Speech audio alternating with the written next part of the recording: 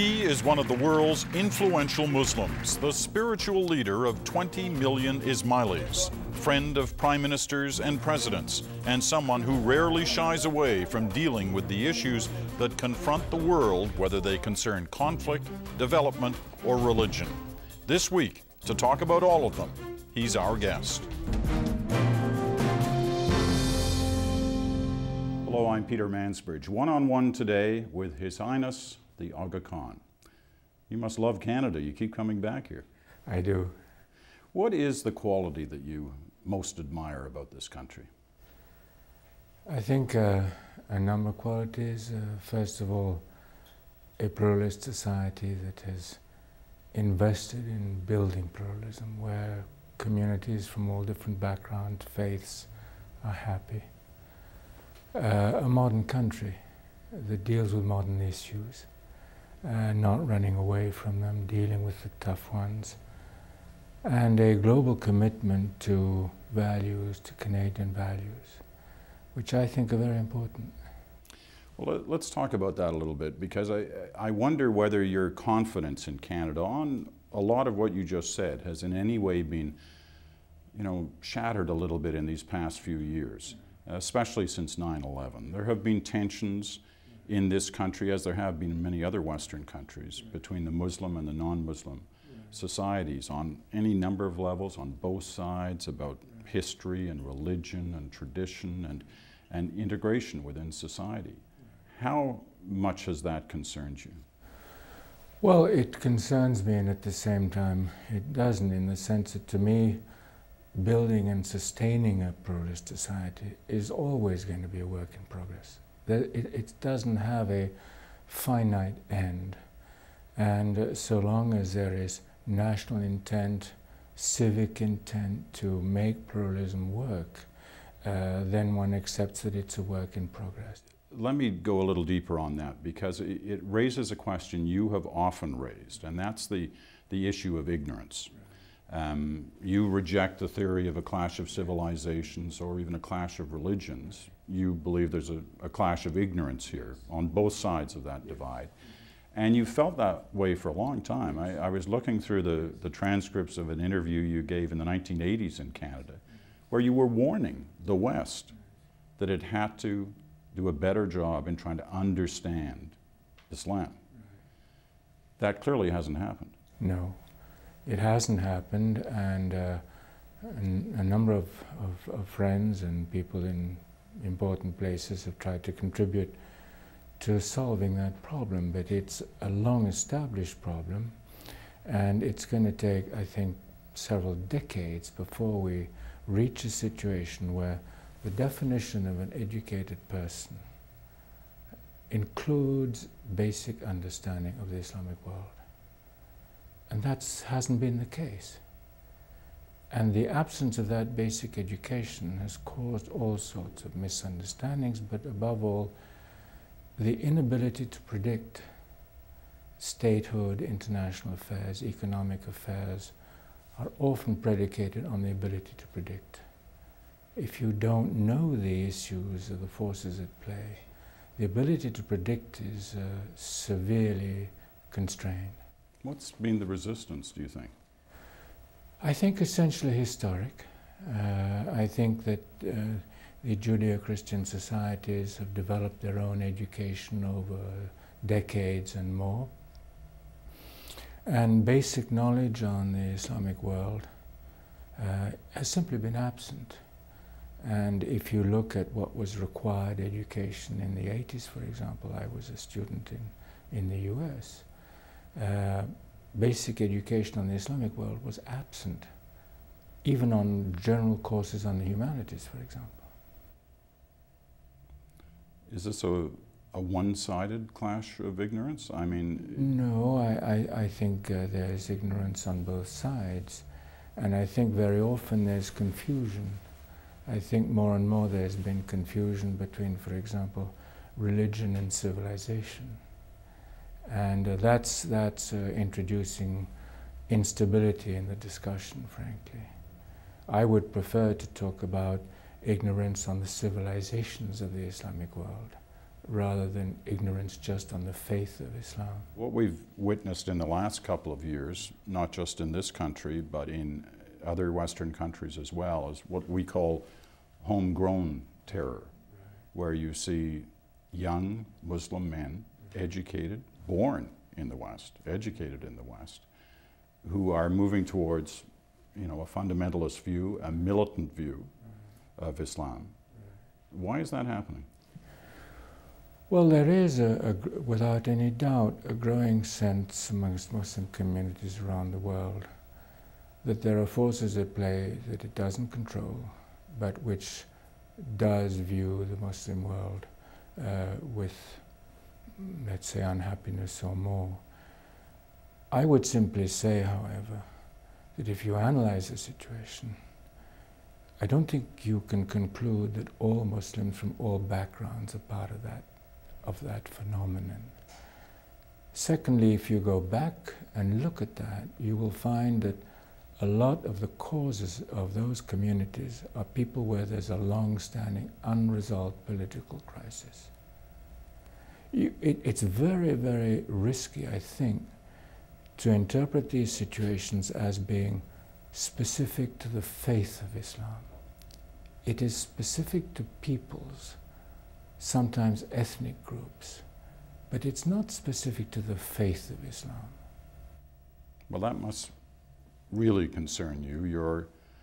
Your followers believe in you, see you as a direct descendant of the Prophet Muhammad, the same prophet that some of these minority fundamentalist militant groups hold up and claim as the reason they're doing the acts they're doing. Again, I think when one has to go back and say, what is the cause of this situation? With all due respect, if you look at the crisis in the Middle East, that crisis was born at the end of the First World War. The crisis in Kashmir was born through the freedom of the Indian continent. These are political issues originally, they're not religious issues. You can't attribute the faith of Islam to them. I think the second point I would make is this tendency to generalize Islam. There are many different interpretations of Islam. As a Muslim, if I said to you that I didn't recognize the difference between a Greek Orthodox or a Russian Orthodox or a Protestant or a Catholic, I think you'd say to me, but you don't understand the Christian world. Well, let me reverse that question. I hear you. There are a couple of areas we want to talk about. We're going to have to take a break, but those are and include your belief in Canada as a home of pluralism and your belief to the point where you're establishing your foundation's global center for pluralism here, and also Afghanistan, where both Canada and you share a concern. And I want to talk about that next when we return one-on-one with the Aga Khan right after this.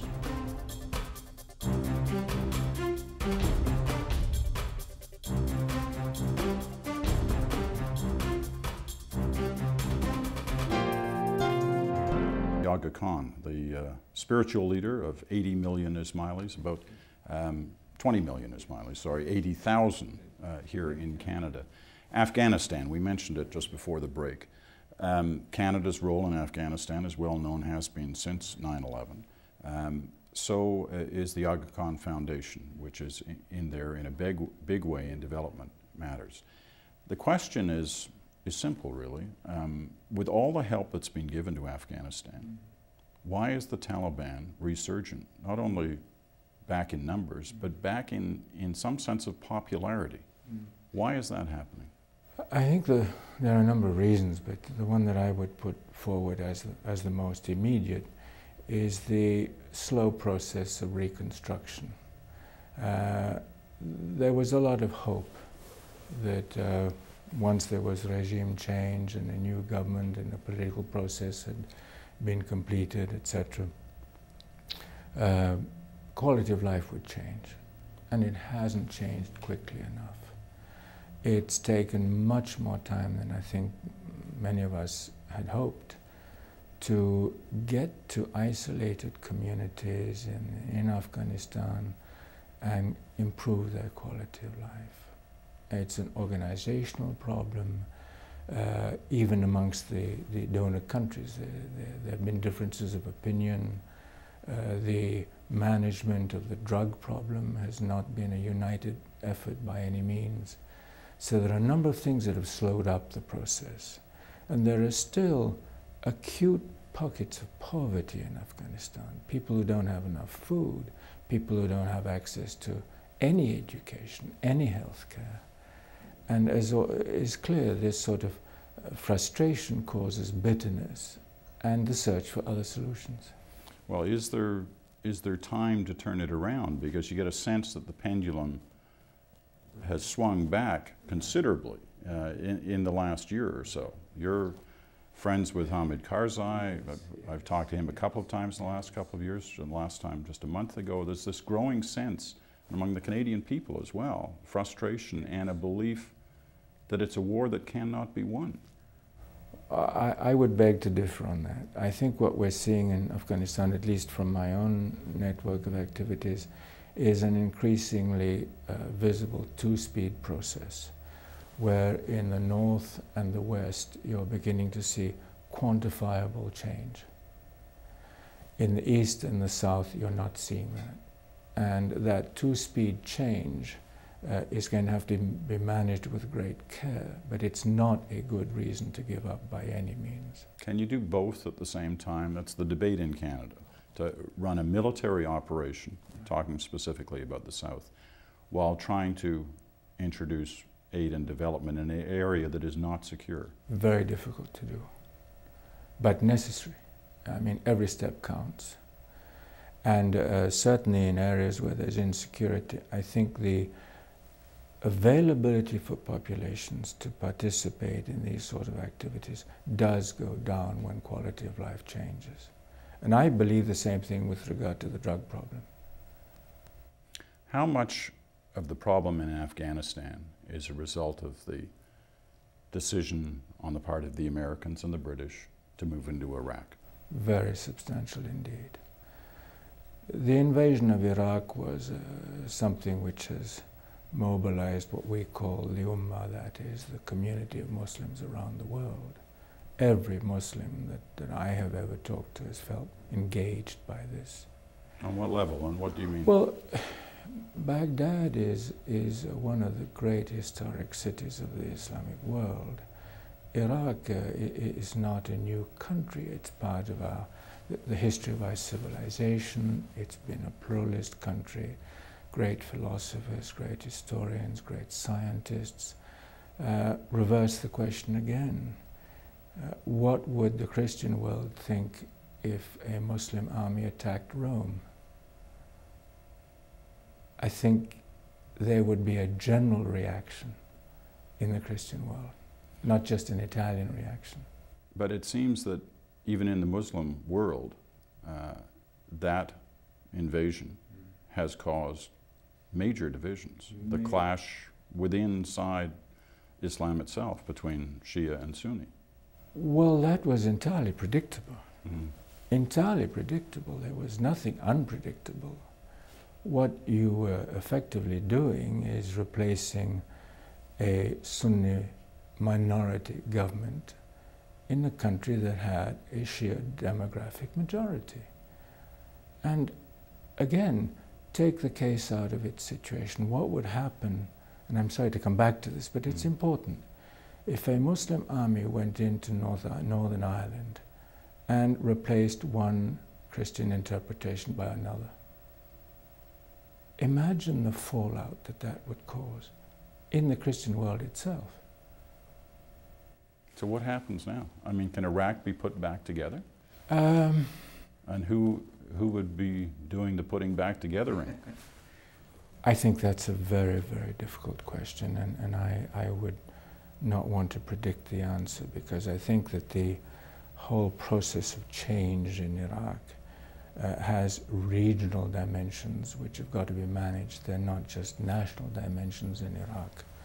Those regional dimensions also were predictable, let's be quite frank about it. And I think they're going to need to be managed with very, very great care. Is the answer, as some suggest, the splitting of it into 3 regions with the main 2 combatants, the Shia and the Sunnis, actually separated by borders? That's really, I think, an issue where the leaders of the 3 communities have got to agree or not.